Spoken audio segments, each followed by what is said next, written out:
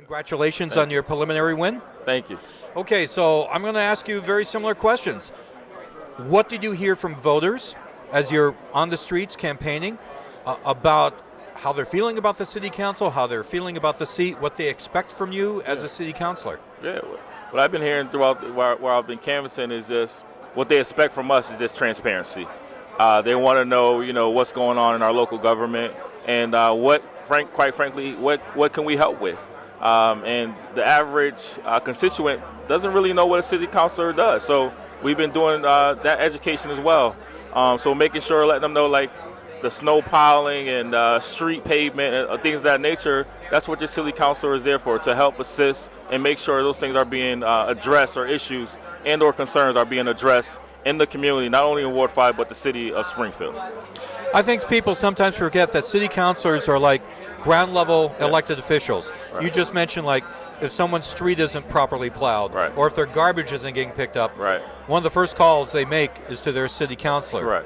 And so obviously constituent services are very important, and that's something that you're used to. Yes. Yes. Because you're working in the mayor's office doing constituent services right now. Absolutely. And that's what I hang my hat on, constituent services, making sure the needs of our constituents are addressed in a timely fashion. Quite frankly, I hear all the time that, I call somewhere and I don't get a response back. So for me, it's huge that we give response time back to our constituents, whether it's good or bad, but they want to hear an answer. So I hang my hat on that, making sure our response time is accurate, and making sure we're letting them know whatever their need is, making sure they get an answer. So the other side of being a city councilor, besides doing the constituent stuff, is, of course, the bigger picture stuff. Yeah. When we talk about tax rates, when we talk about economic development, are there things, the bigger picture, that intrigue you and that you want to work on? Yeah, I want to work on our education. That's huge for me. Making sure our young folks, who are not the future of tomorrow but the future of today, making sure they have programs in school as far as economic development, and making sure they have the tools to be able to go into the workforce.